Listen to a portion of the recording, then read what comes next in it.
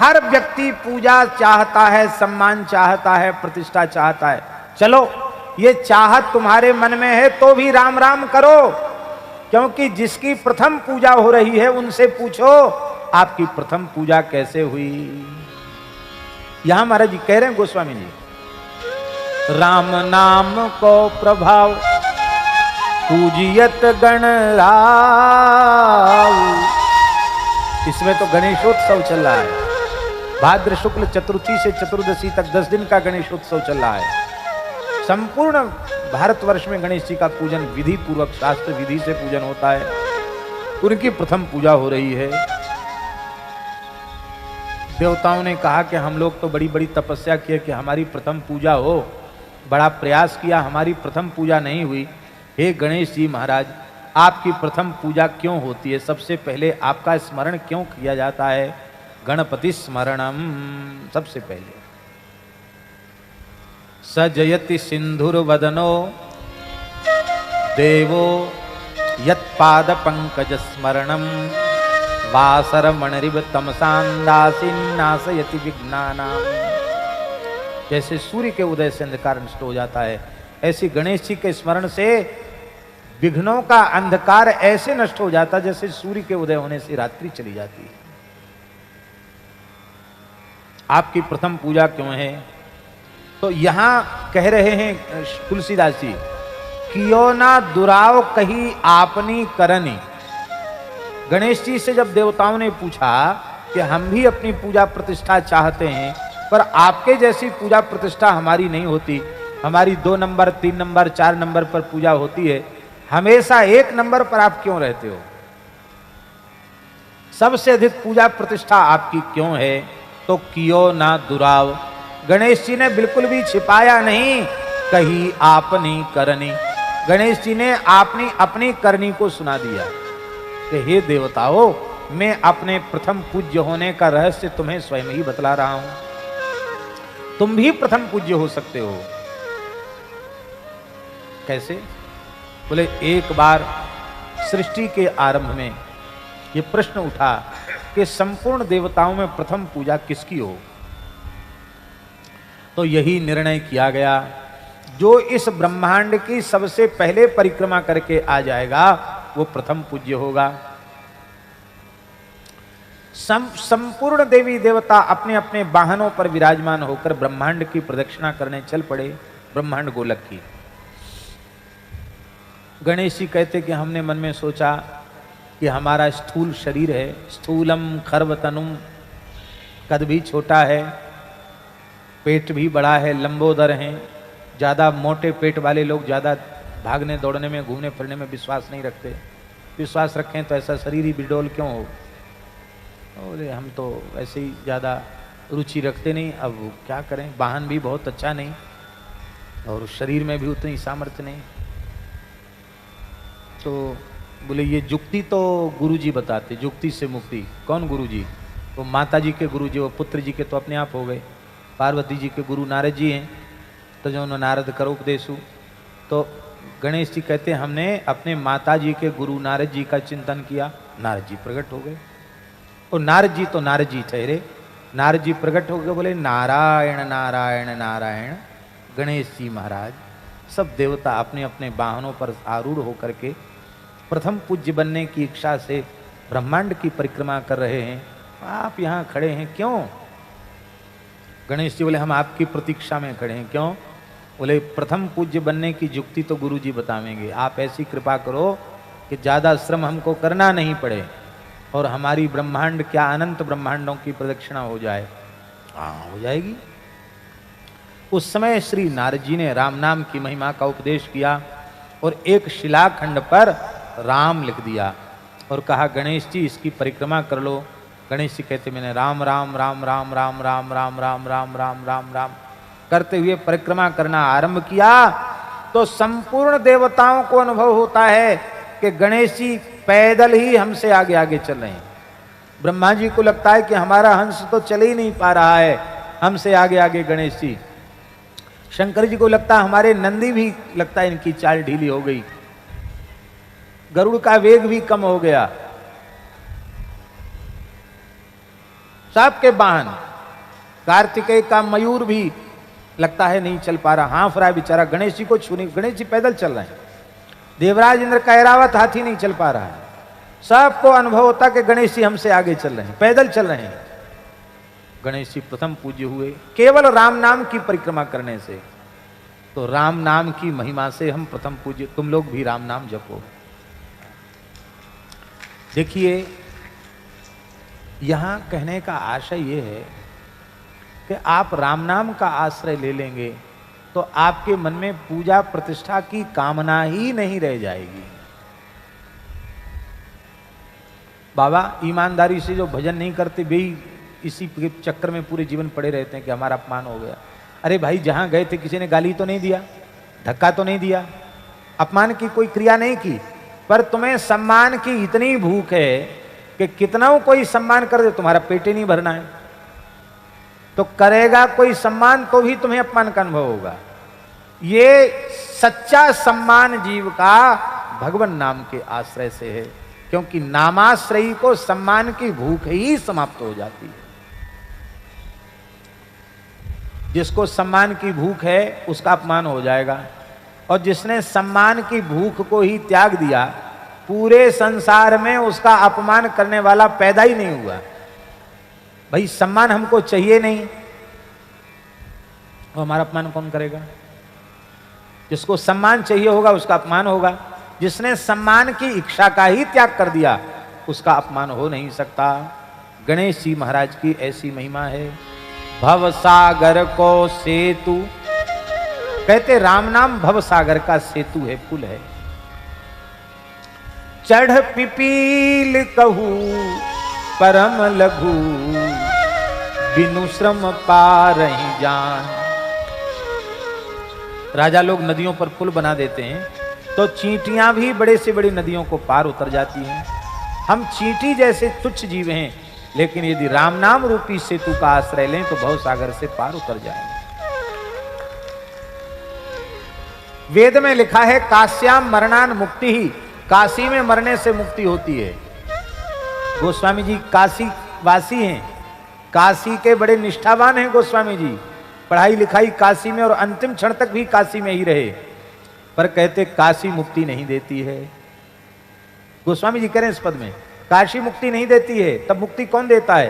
बोले काशी हु सुगति हेतु, काशी में उत्तम गति की प्राप्ति का हेतु तो राम नाम है। काशी मुक्ति नहीं देती है, राम नाम मुक्ति देता है। काशी मरत जंतु अवलोकी, काशी मरत जंतु अवलोकी, जासु नाम बल करहु बिशोकी, जासु नाम बल करहु बिशोकी। काशी में मरने वालों को राम नाम से ही मुक्ति प्राप्त होती है, राम नाम ही मुक्ति देता है। इसका तात्पर्य है राम नाम जपने वाला जहां मरे उसे काशी में मरने का लाभ प्राप्त हो जाए, कहीं मरे। यही रहस्य सदगुरु श्री कबीरदास जी महाराज ने दिखाने के लिए अंतिम क्षण में ये लीला की। जो कबीरा काशी मरे, तो राम ही कौन निहोरा रे, राम ही कौन निहोरा। काशी में मरने से तो सब मुक्त होते हैं राम नाम सुन के।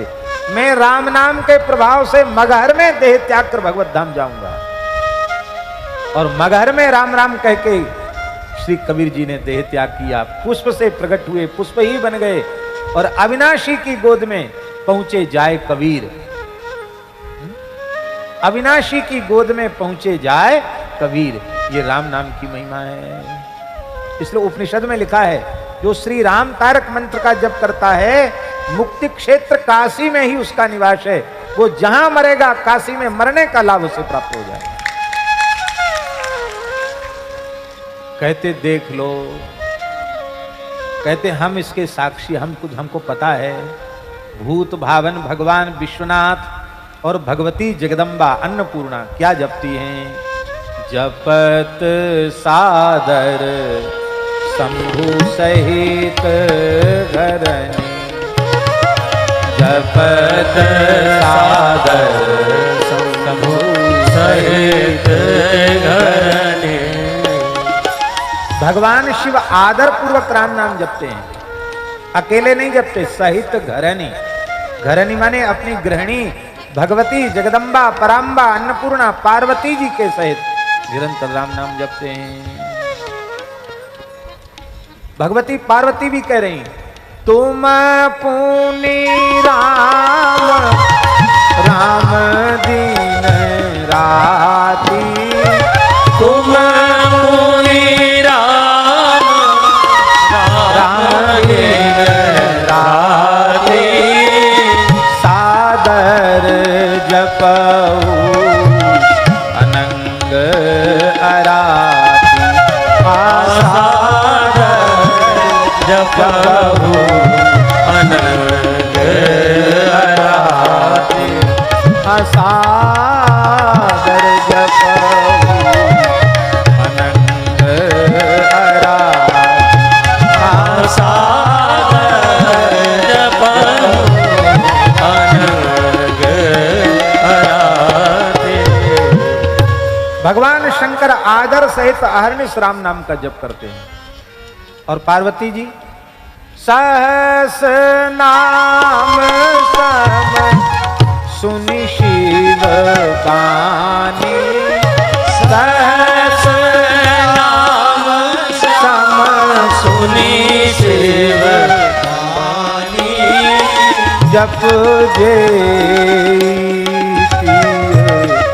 संग भवान, जप जे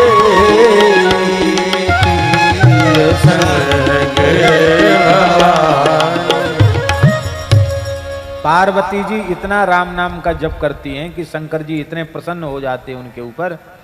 बोले देखो राम नाम जपने वालों को हम बहुत आदर देते हैं और तुम हमारे समान आसन पर बैठो, ये मुझे सहन नहीं हो रहा है, आओ मेरी अंक में बैठ जाओ। यस्या, आपको सुनकर आश्चर्य होगा, 1 अरब महामंत्र का जप किया था उन्होंने।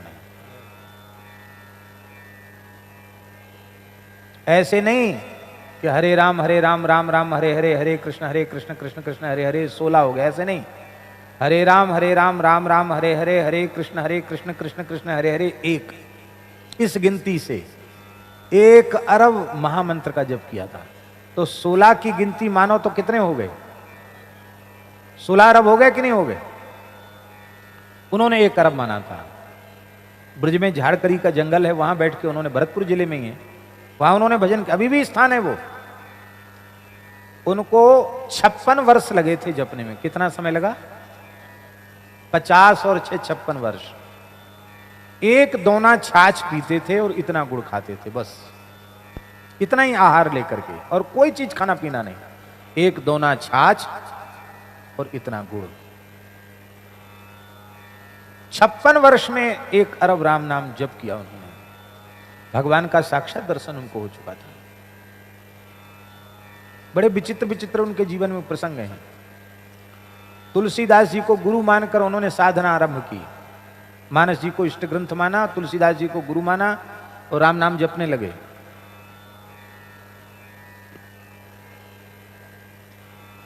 बाद में महामंत्र जपने लगे। हनुमान जी ने प्रकट होकर कहा क्या चाहिए बाबा? बोले हमारे गुरु जी को जैसा दर्शन कराया चित्रकूट में राम जी कैसे दर्शन कराओ। हनुमान जी बोले बैठ जाओ भुजा पर। वो भुजा पर बैठी हैं, ब्रज की बात है। हनुमान जी ने भुजा पर बिठाया, आंख खोलो।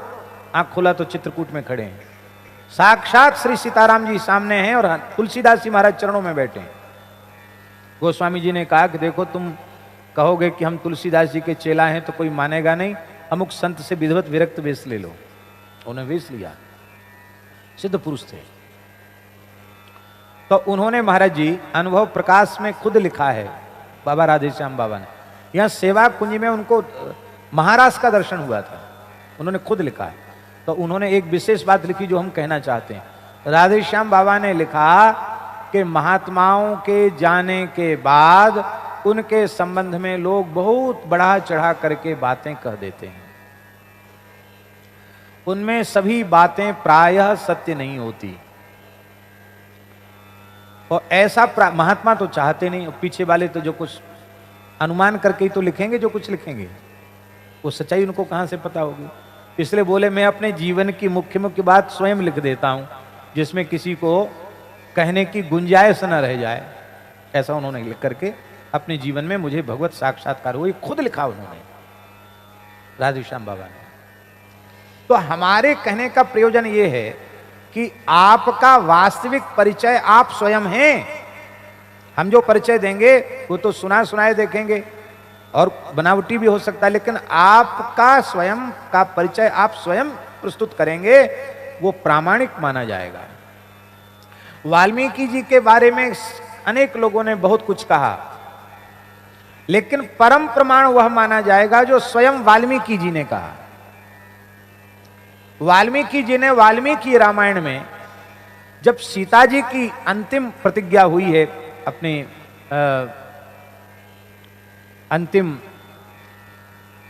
सीता जी की प्रतिज्ञा जो है, तो उसमें भगवान महर्षि वाल्मीकि जी ने कहा है, वाल्मीकि रामायण में, प्राचेत सोहम दशमः पुत्रो राजर्षि सत्तम। हे राजर्षि सत्तम श्री राम, मैं प्रचेता नामधारी महर्षि भृगु का 10वां पुत्र हूं। प्रचेता नामधारी भृगु ही हैं, भृगु का ही एक नाम प्रचेता है। प्रचेता माने वरुण होता है। उन्होंने एक बार वरुण बनकर वर्षा की थी, इसलिए उनका नाम प्रचेता हुआ। प्रचेता नामधारी महर्षि भृगु का मैं 10वां पुत्र हूं। इसका मतलब है वे जन्म से ही ब्रह्मर्षि हैं, महर्षि भृगु की संतान हैं। तो वाल्मीकि नाम कैसे पड़ा? वल्मीक माने होता वामी, वामी से उत्पन्न होने के कारण इनका नाम वाल्मीकि पड़ा। भृगु जी महाराज तप कर रहे थे। भृगु जी के कठोर तप को देख करके इंद्र को भय हुआ कि कहीं ये तप करके स्वर्ग को न जीत लें। तब उनके तप में विघ्न करने के लिए कामदेव और अप्सरा को इंद्र ने भेजा। महर्षि भृगु के चित्त को क्षुब्ध किया, उनका अमोघ तेज वाल्मीकि माने वामी में स्खलित हुआ और महर्षि भृगु तो अपनी तप में विघ्न मान करके वहां से चले गए और उस वाल्मीकि से एक दिव्य बालक प्रकट हो गया। उस वाल्मीकि से उत्पन्न होने के कारण उस बालक का नाम वाल्मीकि हुआ। वाल्मीकि माने वामी। प्रियादास जी ने इसका समाधान दिया है आचार्य जी। तो अब ऋषि तो चले गए, है तो ऋषि पुत्र, पर जंगल के जो कोल भील थे वो उन्होंने देखा कि ये बालक है, उनको कोई संतान नहीं थी, तो उन्होंने उस बालक को उठा लिया। तो क्योंकि तुलसीदास जी स्वयं वाल्मीकि क्या बता रहे हैं और वो बार बार ये बात कह रहे हैं, तो झूठी तो नहीं हो सकती। तुलसीदास जी की सब बातें हम सत्य माने और इसको हम कहें वो कल्पित है, झूठी है, तो ये तो बहुत गलत बात है। तुलसीदास जी की जब एक बात अप्रमाण होगी तो सब बात अप्रमाण हो जाएगी, और जब सब प्रमाण है तो ये भी प्रमाण है। वो स्वयं कह रहे हैं महिमा जासु जान, वो स्वयं कह रहे हैं जान आदि कवि नाम प्रतापु, भयु शुद्ध करी उल्टा जापू। उल्टा नाम जपत जग जाना, वाल्मीकि भय ब्रह्म समाना। और विनय पत्रिका में तो अनेक स्थलों पर उन्होंने इस बात का स्मरण किया है। भविष्य पुराण में लिखा है वाल्मीकि तुलसीदास कलौ खलु भविष्यति, महर्षि वाल्मीकि ही तुलसीदास जी के रूप में प्रकट होंगे। और नाभाजी महाराज कहते हैं कलि कुटिल जीव निस्तार हित वाल्मीकि तुलसी भयो। कलयुग के कुटिल जीवों का उद्धार करने के लिए महर्षि वाल्मीकि ही गोस्वामी तुलसीदास जी के रूप में अवतरित हुए। और वे तुलसीदास जी कह रहे हैं, इस बात पर हमें विचार करना चाहिए। तो हुआ क्या? प्रियादास जी समाधान दे रहे हैं, भील संग भील भय, ऋषि संग ऋषि भय। जब भीलों ने उनका पालन किया तो वो उनके साथ रह करके उनके जैसे हो गए। अब उनके जैसे हो गए तो उनको तो कुछ पता नहीं था कि हम ऋषि के पुत्र हैं। अब तो वही लूटपाट, वही सब काम, अरे जो जंगली लोग करते वही सब काम वो करते थे। और इसी बीच में सप्तऋषि आ गए, बोले आज तो कहीं को उपाय मिला नहीं, इन्हीं का दंड कमंडल छीन लिया जाए। बांध दिया उनको, बोले देखो तुम ले तो लो सब कुछ, जो तुमको चाहिए उसको ले लो, लेकिन तुम एक बात अपने घर पूछ के आओ कि तुम जो कुछ करते हो, धन कमाते हो, अपने भीलों के कुटुंब का पोषण करने के लिए ये सब काम करते हो, तो उनसे पूछ के आओ परिवार के लोगों से कि जो तुम कुछ कमा के लाते हो वे केवल उसके हकदार हैं कि तुम जो ऊटपटांग काम करते हो पाप, उस पाप कर्म का फल वो उसमें भी हिस्सेदारी उनकी है क्या? पूछ के आओ। वो गए पूछने, सबने कहा हम तो केवल जो कमा के लाओगे वो खाने वाले हैं, जो कुछ तुम चोरी डकैती करो, ऊटपटांग काम करो, वो सब उसका परिणाम तो तुमको ही भोगना पड़ेगा, हम उसमें फलभागी नहीं है। राजा पकड़ लेगा तो भी दंड तुम्ही को होगा, और मरने के बाद नरक जाओगे तो भी दंड तुमको ही भोगना पड़ेगा। अरे ये तो बड़े स्वार्थी हैं, माल खाने के लिए सब तैयार हैं, और हमने कुछ किया उठपटांग तो उसका फल हमें अकेले भोगना पड़ेगा। वैराग्य हो गया, आए महात्मा को दंडवत किया, बोले महाराज हमें कोई साधन बताओ। बोले कोई साधन नहीं है, तो राम राम राम राम न कह के मरा मरा बोले, बोले मरा मरा जपो, तो मरा मरा जपने से भी राम राम हो गया। यही बात कहते वाल्मीकि व्याध है, व्याध में व्याधों के संग व्याध हो गए, अगाध अपराध निधि, ऋषि होकर के भी। अरे आपके वक्ष से नर्मदा जी प्रकट होती हैं, नर्मदा से भगवान शिव प्रकट होते हैं, भगवती पराम्बा जगदम्बा विंध्यवासिनी आपके ऊपर निवास करती है। आप सबसे श्रेष्ठ हैं, आप सबसे महिमा मंडित हैं, पर क्या करें, इतने पूज्य होने के बाद भी, बड़े बड़े सिद्ध, बड़े बड़े तपस्वी ऋषियों की तपस्थली, आश्रय स्थली, साधना स्थली होने के बाद भी आपकी महिमा नहीं। नाम तो सुमेरु पर्वत का जय तीनों लोकों में बढ़ रहा है। भगवान सूर्य सुमेरु पर्वत की प्रदक्षिणा करते हैं, आपकी तो नहीं करते हैं। तो महिमा की दृष्टि से देखें तो आप बहुत बड़े हैं, लेकिन आपकी यह उपेक्षा हमको सहन नहीं होती। नारद जी तो नारद जी, विंध्याचल गुरु जी बिल्कुल ठीक कहा आपने। अभी हम देखते हैं सूर्य भगवान कैसे हमको लांग के जाते हैं। विंध्याचल ने बढ़ना आरंभ किया और भगवान सूर्य के मार्ग को रोक दिया, रास्ता रोक दिया, इतने ऊंचे हो गए विंध्याचल। अब सूर्य की गति अवरुद्ध हो गई, अंधकार छा गया, दिन होना ही बंद हो गया, हाहाकार मच गया, क्या करे कैसे करे। देवताओं ने कहा भगवान सूर्य के बिना तो सब धर्म कर्म विलुप्त हो जाएगा, धर्म का लोप नहीं होना चाहिए। अगस्त जी के पास, ब्रह्मा जी के पास, ब्रह्मा जी बोले अगस्त जी के पास जाओ। अगस्त जी उस समय काशी में विराजते थे। कहां विराजते थे? अगस्त जी काशी में विराजते थे। उस समय काशी में रह के भजन करते थे अगस्त जी। अगस्त जी के पास संपूर्ण देवता गए, बोले महाराज आप विंध्याचल को रोको।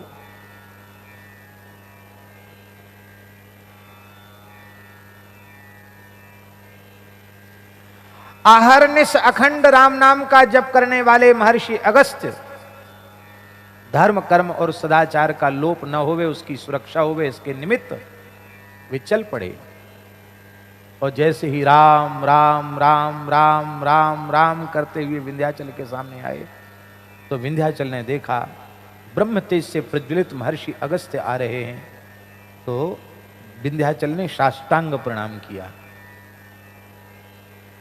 सिर पे हाथ रखा, राम राम राम राम वत्स विंध्यगिरी, मैं जा रहा हूं थोड़ा दक्षिण की ओर, तुम्हारे इतने ऊंचे स्वरूप को मैं न पार करने में समर्थ हूं, न लौट के आने में समर्थ हूं, तो जब तक मैं लौट कर ना आ जाऊं तब तक ऐसे ही पड़े रहो। जो आज्ञा गुरुदेव। आप चले गए और आज तक विंध्याचल वैसे ही पड़े हुए हैं। इसलिए विंध्याचल धरती के ऊपर तो बहुत कम है, इससे लाखों गुना अधिक वे धरती के नीचे हैं विंध्याचल।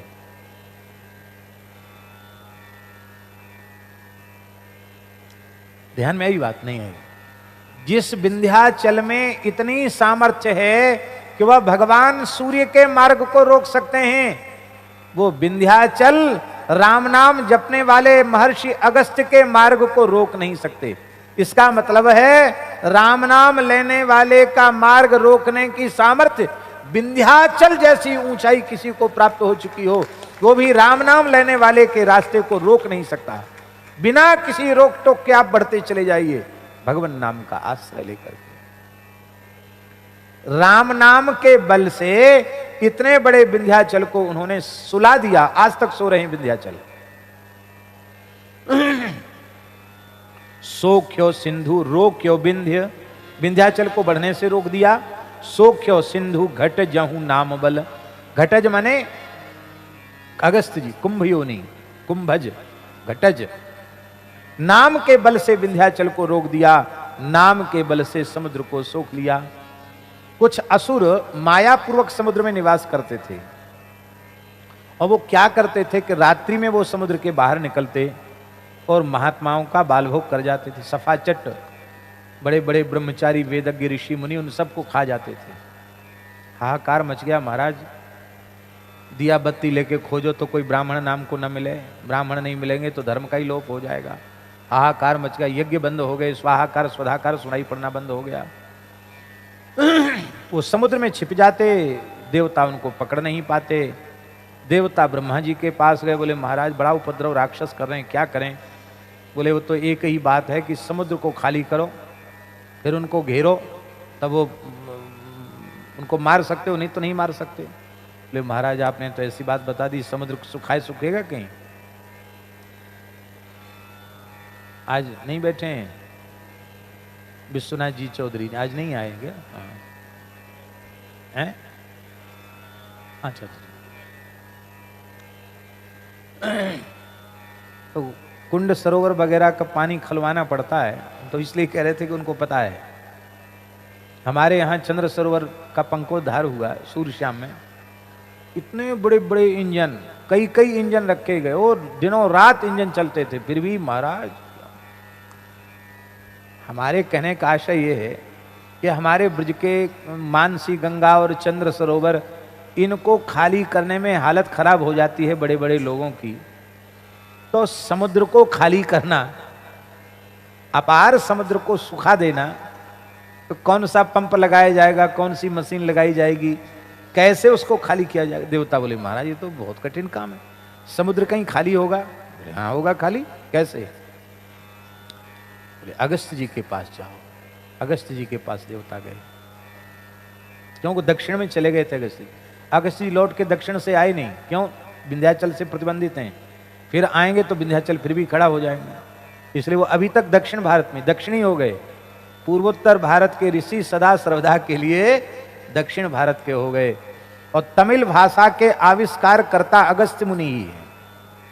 तमिल भाषा जो है ना, तमिल दक्षिण की, उस तमिल भाषा के प्रवर्तक महाराज जी, अद्भुत महात्मा हैं अगस्त्य जी। तो महाराज जी अगस्त्य महर्षि के पास गए, बोले महाराज आप कृपा करके बचाओ हमको। अगस्त्य जी बोले चलो।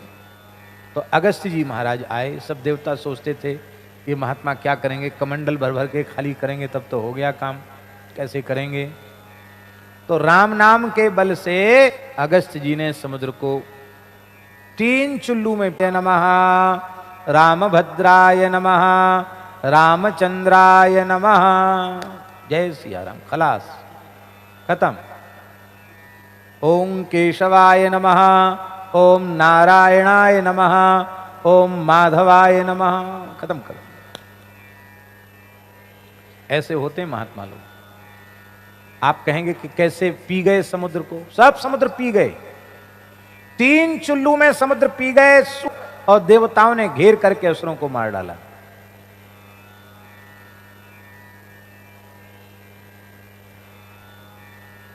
बोले महाराज अब इसको भर दो। बोले हम दोनों काम नहीं करते हैं, खाली। तो बोले महाराज पी लिया है, इतना जल कहां जाए? बोले वो तो पच गया। हम लोग 2 गिलास 4 गिलास पानी पी लें तो लघुशंका जाना पड़ेगा। अगस्त्य जी महाराज राम नाम की महिमा से ऐसे पचा गए समुद्र के जल को, जैसे कोई एक घूंट पानी पिए तो भीतर ही छुन्न हो जाए, ऐसे वो पी गए महाराज 3 चुल्लू जल में। लघुशंका नहीं गए वो। अब भरेगा कैसे? बोले भरेगा तो गंगा जी आके भरेंगी, तो गंगा जी ने आकर के समुद्र को भरा। फिर ये खारा कैसे हो गया? बोले ब्राह्मणों के शाप से खारा हो गया समुद्र। हार्यो ही, समुद्र हृदय से हार गया। खारो भयो, स्नान करने आए और वो अपने सब क्रियाक्रम करने गए थे। उनकी पोथी पत्रा, दंड कमंडल, मृग चर्म सब वहां रखे थे और समुद्र महाराज गर्जना करके लाओ कोढ़ाओ, सबको बटोर के ले गए। अरे कहाँ है हमारे दंड कमंडल? तो कहे अरे इतना अहंकारी है, गर्ज रहा है बार बार, हम तो स्नान करने आए थे, जा अपेय हो जा, किसी को पीने खारा हो जा। तो भजन करने वालों ने कोप किया तो समुद्र खारा हो गया। भजन करने वाले ने क्रोध किया तो तीन चुल्लू में समुद्र पी गया। हमारा एक ठाकुर जी का स्थान, खाक चौकी परंपरा का स्थान, जमुनापल्ली पार है, रुदायन गांव में श्री राधा गोपाल जी ठाकुर जी हैं। वहां महाराज जी उस परंपरा में, वो पहाड़ी बाबा की परंपरा सिद्ध महात्मा हुए, इतने भजन करने वाले सिद्ध हुए। वहां एक मस्तराम बाबा थे,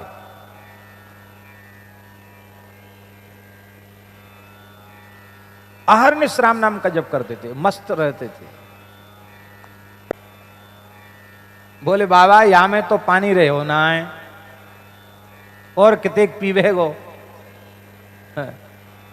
अरे बोले मूर्ख, हमारे पुरखा अगस्त जी है जो 3 चुल्लू में समुद्र पी गए, तू कुआ की बात कह रहा है? तेरे बाप दादा हमें पानी नहीं पिवा सके, तू कहा पानी पिवावे गो? सोई वो समझ गया कि सिद्ध पुरुष हैं, चरणों में पड़ गया, रोने लग गया। देख ब्रजवासी है, तू पहलवान है तो बने हो रहे, पर किसी साधु के साथ मजाक नहीं करना, परिहास नहीं करना। हम उन अगस्त जी की संतान हैं, उन ऋषियों की संतान हैं जो 3 चुल्लू में समुद्र पी गए थे।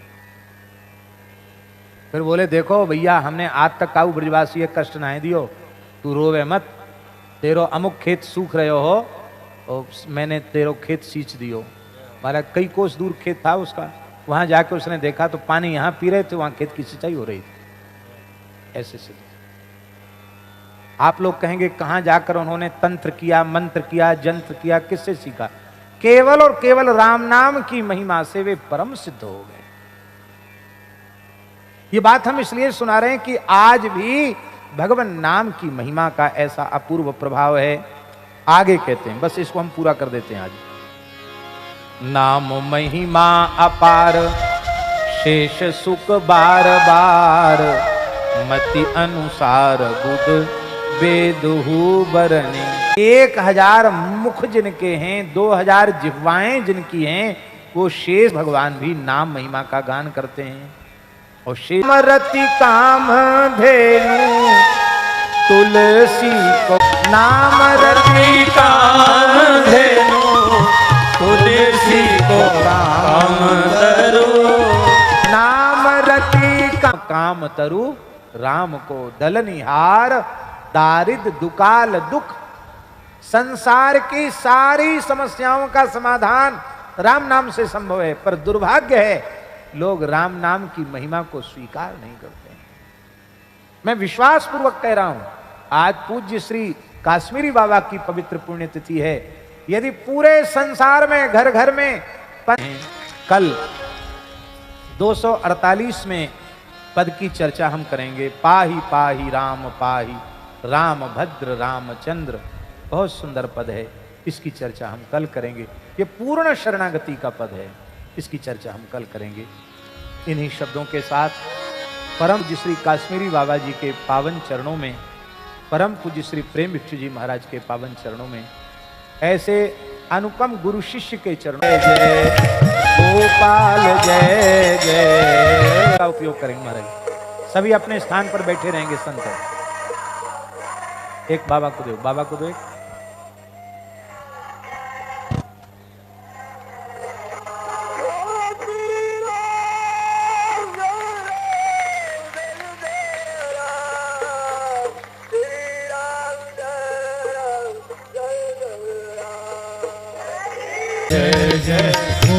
सभी गाइए।